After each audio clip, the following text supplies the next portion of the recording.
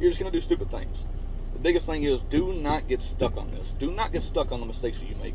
The biggest thing is to learn from your mistakes. If you do something that you should not have done, do not fret on it. Do not get pissed off at yourself. Do not sit there and stew on it for too long, saying, I did the stupid thing. What am I doing out here? I'm not going to do it. I'm not cut out for it. Get that negativity out of your mind. What's going on, everybody? So, got some juicy questions here I've been seeing quite a bit of. Got a whole little list here filled out. Been seeing a bunch of questions for y'all. About to go to a company and everything else, try to find you somewhere. So, let's go ahead and get into it. First, biggest one. Don't chase the money. Do not chase the money. I know it's hard to see. You see some of these companies out here paying 35 cents a mile, 48 cents a mile, 65 cents a mile, 20 cents a mile. The biggest thing is, they're all going to lie to you in a sense, more or less. On top of that, you are definitely brand new, so you're not really going to be in a position to go out here and run 600 miles a day right off the gate, more or less. So the main focus should be more about, do they have consistent freight? Do they have consistent lanes? How long are you going to be sitting for? That's the important question to be asking. Because if you find somewhere that pays 35 cents a mile, but they constantly have you going, you're not sitting or anything else, you're constantly pulling something, therefore you're getting paid more money. If you find somewhere that's paying you 65 cents a mile, let's say you get a good lane going from New York to Washington. At that point in time, you get to Washington, and let's just say for that week, for whatever reason, there's nothing coming out. Now you're sitting over there for 2 days trying for them to find you a run, more or less. So at that point in time, you're not really staying consistent with it, and you're not making a whole bunch of money. So in the beginning, do not chase the money. Once you have an understanding of it, then use that to sit there and be like, hey, this person's paying me 48 cents a mile. This one here is paying 42 cents a mile. But the guy with 42 cents a mile has more consistent freight, so therefore I can make more money. So the biggest thing I see everybody getting wrapped up in is the money factor. The money is a big factor, yes, but do not get too wrapped up into that before you have 1 year experience. That's the biggest thing on that I see. Number 2, pay your dues. I see a bunch of questions where, they see this guy that got a dedicated lane going from Pennsylvania to Ohio and they want that run. Or they see, a lane going from Texas to Arizona back and forth, they're just doing a loop. At the end of the day, more or less, you've got to pay your dues. You can't jump in somewhere. Let's say me and you are competing for the same job. You've got 3 months experience, I have 6 years experience. At the end of the day, if I want that run more than you do, they're more imposed to give it to somebody else. That's just the way of the world, more or less. Now, seniority isn't really a thing out here, but seniority is a big thing. The way we can kind of break that down more or less is most companies look at a CSA score. So me, I have a perfect CSA score, and if they have you out there with a ticket and a wreck and everything else, bringing their CSA score average down, at the end of the day, they want that driver in there with the perfect score to boost their CSA score up. So the competition factor is, it's out there once you get experience, but it's brand new, though. You can't go into these places demanding stuff. Whenever I first started, I was running 14 hours a day. I was running every single day, wouldn't take no time off. And then once I transitioned over to local, it was the same thing. Running 70 hours consistently every single week, more or less, just because I was new. I needed the experience. Every load that I hooked up to was sitting there teaching me something new, more or less. Other one, don't expect a brand new truck. This is not the case if you're going to a mega carrier. Most mega carriers have just brand new trucks out there, so they have them all sitting on the lot. So whenever you do go over there to one, you're more than likely going to get you a brand new truck.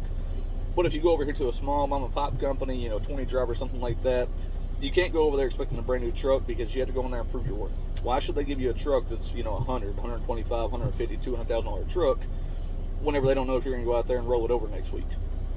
That's one of the biggest things. Keep the same energy, more or less. You're brand new. You just started. You just got your CDL in pocket. All you want to do is hit the road. Don't at that point in time worry about what you're going to be driving. It's the same thing whenever you're 16, you just get your license. Do you want that nice Corvette? Do you want that Aston Martin, that Corvette, that whatever it may be? Absolutely, everybody does. But at the end of the day, though, nobody knows how you're going to drive. So, it's one of those, go out and get you a beater, more or less, and if you break it, if something happens, nobody's going to be that mad. If you go out there and wreck a $20,000 truck, your boss man probably ain't going to be that mad at you besides the insurance going up. If you go out there and wreck a $100,000 truck, you may not have a job to come back to by the time you're said and done. So don't expect a brand new truck out the gate. Other question here is, how much can I make? Again, don't chase the money, but how much can you make being a brand new driver about to go over the road? It's a loaded question, more or less, because again, how many miles you're going to be running. I would say a good consistent average that I see is right around $800 a week. At that point in time, I mean, $800 a week is not terrible, but it can also dip. You're going to have some weeks where you don't get that many miles. You're going to bring home $400, $500, $600, and then you also still have some weeks where you're running your ass off and you're pulling in, $1,200, $1,400. So the consistencies are the variables. The variables are unknown. How many miles? What kind of lanes are you getting? That should be the number one question that you ask somebody whenever you get ready to go somewhere. Is how consistent is your freight? Am I going to be setting more than 24 hours? What's the deal? Am I going to be pre-planning on something else? So as soon as I'm 6 hours away from my delivery, are you going to have a load lined up for me as soon as I can pull that one will be out? Is you do not want to set. The more that you set, you do not make money. I can speak from that now, as I am local, but I still get paid by the load. So sitting, we are not making no money. So at that point in time, make sure that you always have something hooked up to you. All right, so next one. You need experience for the good jobs, but it is possible if you are new. The biggest thing why I say that is if you're going somewhere to where, let's say you've got 3 months experience right now, this place needs a local driver. Typically, you need 1 year experience at minimum to even think about going for a local job.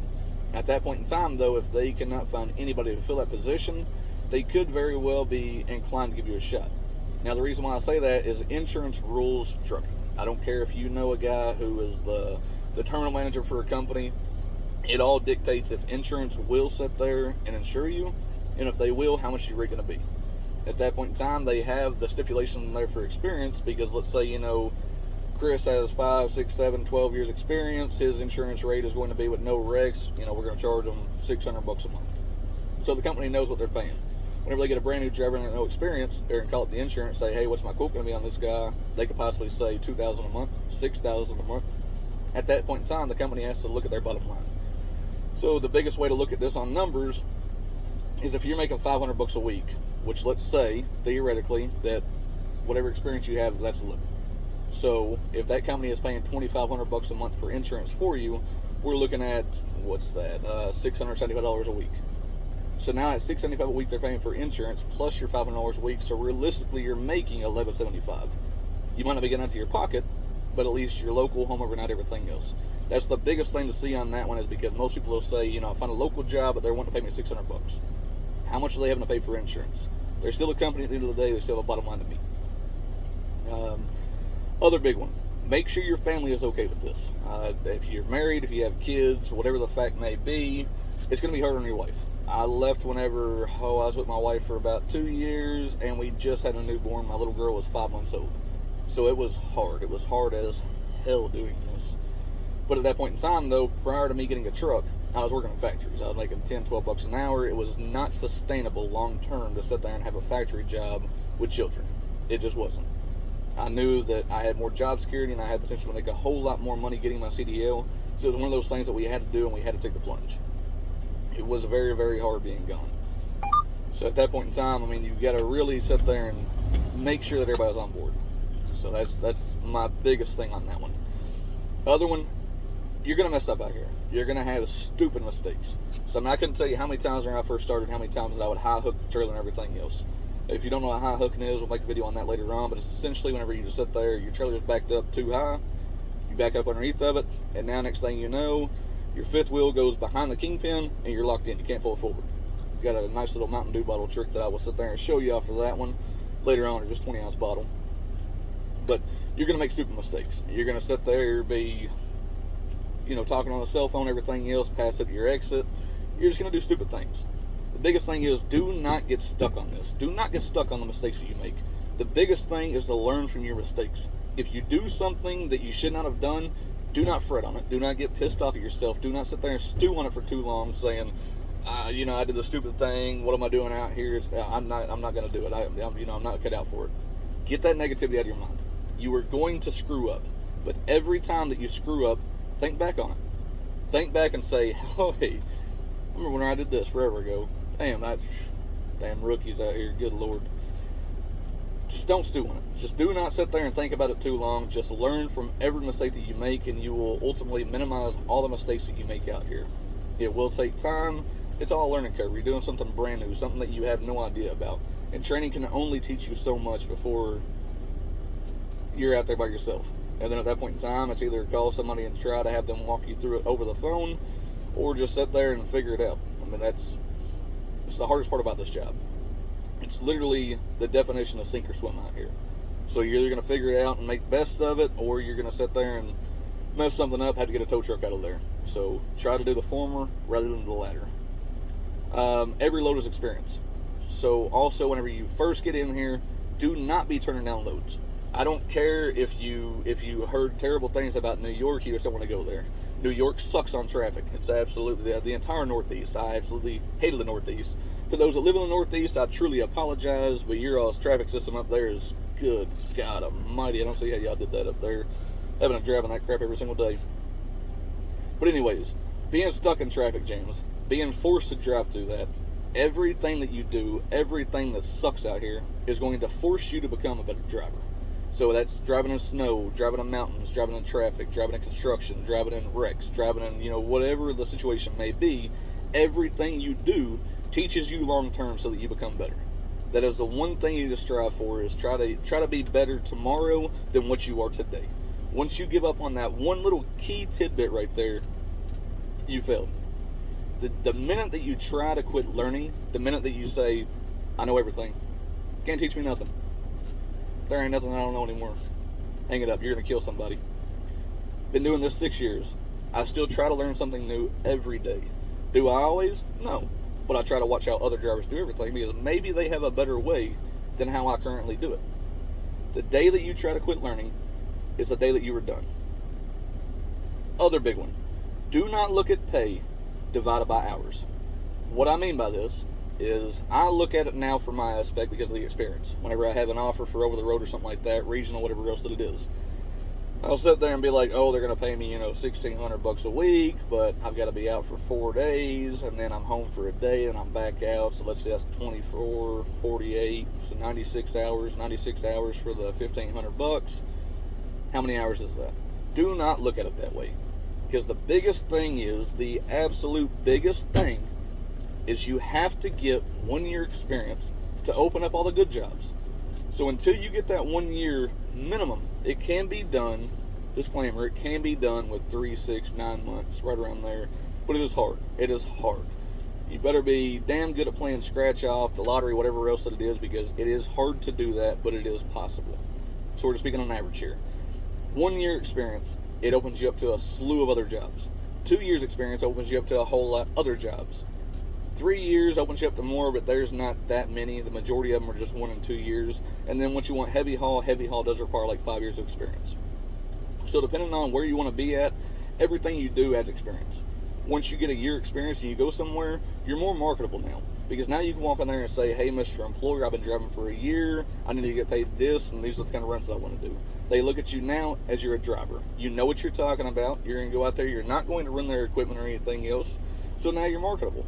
You can't go in somewhere and say, hey, Mr. Employer, I've been driving for 17 days, and I'm going to need to make $22 an hour. No. Because the thing is, I'm sure they have somebody else out there who would do it the same that has experience. So you got to know where your value is. You can't go to school for 10 years to become a doctor and then walk right up to the hospital and say, hey, doc, I'm the best surgeon, but I haven't really cut into many people yet besides test dummies, but I'm going to need to make $150,000 a year. They're going to laugh you at the hospital. So the thing is be humble. Go out here and learn. Strive for your 1 year of experience. That's the whole biggest thing you need to do. Another big one, this is my favorite. Don't take everyone's advice. Again, I've been doing this quite a while. I see some people out here, they're just negative people to be around, period. So you'll go over there, having a good day, over here at the porch, for instance. You'll be like, hey, man, it's a good day over here, buddy. Say, they're going pretty quick. Oh, hell no, they ain't. These people are going slow. Good God, I hate this place, man. I hate this job. I hate everything. Jeez, killer, calm down. Simmer down, buddy. It ain't that bad. Wonder why most of these drivers out here got high blood pressure. The thing is there's a lot of negative people out here. Try to seek out the positive people over the negative ones. Whenever you see someone out here who's just making the best of a bad situation, that's the one that you want to go and talk to. Be like, hey man, how do you do it? They're going to sit down and trust me. I mean, I will spill the beans to anybody I'd ask anywhere. If I see rookies at a truck stop, they got questions, I am more than happy to help. More than happy to sit there and spread positivity more or less. That way they try to grow. The biggest thing that nobody wants is, any job you work in, I don't care what it is, whether it's this career, whether it's IT, tech, whatever else, if you constantly come in telling your coworkers how crappy this job is, how crappy your day has been, you're going to stew that negativity off onto others. So the biggest thing is just don't listen to it. Just separate yourself from the entire situation, because once you walk into any company, if you walk into the worst company ever with a fresh mind, and you do not care about what it says on Indeed, what it says on Glassdoor, what it says about what the employees say, you love the company. Take it for what it is. Once you start asking people, though, that first week, hey man, how's this company? You like it? Oh man, they screwed me on pay last week, cut me out $300. Oh dang, that's another guy. Hey man, how you like this company? Man, I've been waiting to get my truck worked on for the past 3 weeks. They won't do it. The biggest thing is, though, you hear their side. But the guy who is short of $300, once he's seen it, did he try to tell the company yet? Did he go in there and just raise hell? I mean, did he try to sit there and do anything? The guy who's been wanting to get his truck worked on for the past few weeks, has he consistently told the company? Has he went in there and made a write-up report? Or is it kind of one of those things where he walks in the office, was like, hey, I got you a load going to here. He's like, all right, but whenever it slows down, we're going to have to get my truck looked at. It's got some issues. Don't ever tell the boss man that unless it's not a big issue. So the thing is, you can't take the small little grains that they give you and expect big results with it, more or less. Take everything that people say with a grain of salt. Another one, avoid the lease programs. Avoid them. Me, whenever I first started at Prime, I was forced to take one because I wanted to take my wife with me and my newborn daughter. Whenever I got a little, don't judge me for that. That was the dumbest thing I could have done, but hey, here I am, still no wrecks. Everybody was safe out there, and we all had a blast with it, with some good stories, everything else. And I mean, some great pictures, and my daughter still somehow remembers a little bit of it from the pictures and everything else. So, I mean, it was definitely fun. But to get back on track, though, I went the lease program just because with Prime's insurance, since I paid a portion of the insurance, I could take anybody with me. I could have a maximum of 4 heartbeats. So as a company driver, I couldn't take anybody under 11 years old, I want to say, at that point in time. So I couldn't take my daughter with me at all, period. As a lease op, I could take my daughter with me, and I could definitely take my wife with me. So for me, it was a no-brainer, because whenever I wanted her to go out, I was able to take both of them, and we could go out and just travel the country more or less and have fun with it. So, I mean, luckily I'm very business-minded on the background, so running a business, it was easier for me to kind of catch up with it quickly. As a new driver, if you don't really have any prior business skills, if you've never worked in management, if you've never owned a business, anything else, it is hard. The hardest thing about it that I did not know was you have to know lanes. So the biggest thing is I can tell you right now that, let's say we're going, we're leaving Florida today with a load of orange juice going to Michigan. At that point in time, it's going to pay you like crap, because, I mean, this is Florida. All the Florida's freight is terrible paying out of here. So that's the biggest thing on that, is you got to know where the lanes are. And on top of that, you got to position your truck good. So meaning that, let's look at a load board, and let's say Phoenix, Arizona. Well, I can tell you this week, there's 600 loads coming out of Phoenix, Arizona, and they only have 127 trucks over there. So right now, it's supply and demand situation. So we have more freight coming out than we do trucks that are in there. So at that point in time, everybody is like, hey, I need to have my load pulled out more than this other company, so I'll pay you, another $100. That other company is like, no, I'll pay you $200 more. This other company is like, dude, I'll pay you $250 more. So you want to be in a good position. That way, the shippers, they're paying more for that load to be out of there. As opposed, let's say if you're in Philadelphia this week, Philadelphia has 150 loads coming out, and they have 400 drivers that they're sitting. Well, now the drivers are competing. Like, hey, I see you're charging $400 for that load coming out. I'll do it for $350. Another guy's like, $350, bro. I'll do it for $300. Another guy's like, hey, man, I'll just cover my fuel because I'm only going 200 miles. I'll pull it out of here for $80. And you got a whole bidding war. So you've got to be strategically placed for your truck on where you want to be at to maximize your pay, more or less. So that's the biggest thing on that. So it's just avoid the lease program. If you want to do it, do it. Don't let anybody tell you not to do it. But it is a terrible idea for the majority of people out here. Again, you do what you want to do. You're your own person. I'm not going to tell anybody what not to do. That's just my advice on that one. Another one. Quit listening to drivers about what they make. That's the most annoying thing. Drivers lie. I have caught this one several times throughout the years. I don't know why they lie about something so stupid. But you'll talk to some guys like, hey man, how much you getting paid? In the same company as you, $28 an hour. I don't get paid 22. What are you talking about? Hell, they need me more. They lie. They lie. They lie as well on the whole, I make $10,000 a week as owner-operator. Well, I will cover a video just specifically for this, because it's the biggest thing that I see, to where it's almost clickbaitish. They're making all y'all click on this just to see the big old bolstering numbers. Is it possible? Yes. Is it possible all the time, week over week? Absolutely not. Again, I will make a video for you all just on that one later. But on that one, drivers lie about their pay. They will consistently lie about it, so don't ever sit there and take everything they say about pay with a grain of salt. Just take their information on the pay with a grain of salt, please. Another one, if you have questions, don't come to me and say, hey Chris, what's a good question here? Well, what's the best oil for the truck? So, I mean, at that point in time, I'm going to tell you an answer, and then don't take that as gospel. If you ask me, hey Chris, what's the best way to back up a trailer? Put your hand on the bottom of the steering wheel. Makes it easier. Put your hand on the top. Stick your head all the way out. Open the door and stand on the steps. Thing is, whatever I tell you, take it with a grain of salt, because that's the way that I do it. What you should be doing is asking 10 drivers the same exact question. Take all their answers as a whole, try to see what the average is for yourself, how most of them do it that way, and then introduce your own ideas if you want. The thing is, out here, there's no one-size-fits-all to anything. So at the end of the day, you can definitely sit there and make things your own way. It's just listen to drivers, though, as far as take their opinions, more or less. That's all that it is. Another big one. Teaming. Oh, jeez. I remember these. Teaming is hard. Teaming sucks. That was the most terrible thing that I have ever had to do for the most part in my life. Now, I mean, that's definitely an overshot and oversimplifies. It wasn't that bad. But me, I mean, I just don't like being stuck in a small place with a guy that I don't know, more or less. So in that aspect right there, it definitely was hard. Now, after the first week, I mean, you kind of get familiar with the guy, and then you're kind of, shooting the shit, just kind of cracking up, more or less. So at that point in time, it gets a whole lot better. Just don't sit there. You're not going to be stuck in the truck with that guy forever, or with that person forever. So at that point in time, just pull yourself away from the situation. Just say, here, this is work. I'm not living here with the guy. This is temporary. But right now, I'm in here. I've just got to do the best that I can, more or less. You're just in a tight spot with a person that you barely know. So it's really, I'm not trying to scare anybody away by saying this, but teaming is hard. It's just you have to take a bad situation and make it the best you can, because you could get a great trainer. One that you hit it off with out the gate, next thing you know, y'all are cruising down the road for the next 4 to 6 weeks, and you're having a blast. Or, I mean, most companies, though, are good about, if you do not get along with your trainer, they will sit there and pull you out of the truck, take you back to the terminal, and let you find somebody else. So, I mean, don't stew on it too long. You're there for a job. Once you're done with the super solos, at that point in time, you're going to be sleeping while he's driving, and vice versa. So, I mean, once you're out of that initial first week anyways, you're not going to be seeing each other a whole bunch. So just definitely pull yourself away from the situation.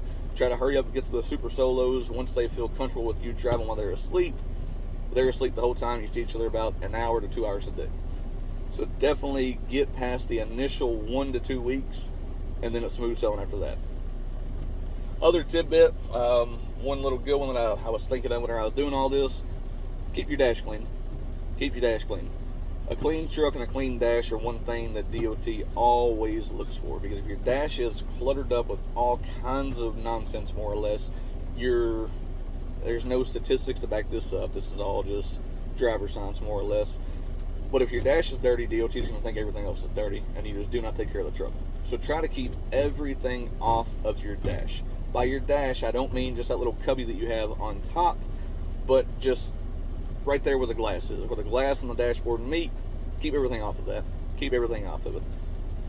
That's the biggest little thing I can give. Is once you get, wrappers up there, and papers, and notebooks, and logbooks, and pay sheets, and everything else, it looks very, very cluttered. And that is definitely eye-catching in this big old fishbowl for DOT to see. So definitely keep your dash clean. So, with that said, though, we have covered quite a bit of information here. If you all have any more questions at all, do not hesitate to drop them down in the comments. I will do the best that I can to sit there and answer them with my little 2 cents, more or less. And if y'all just have any questions at all, do not hesitate at all to reach out. Y'all have a great day.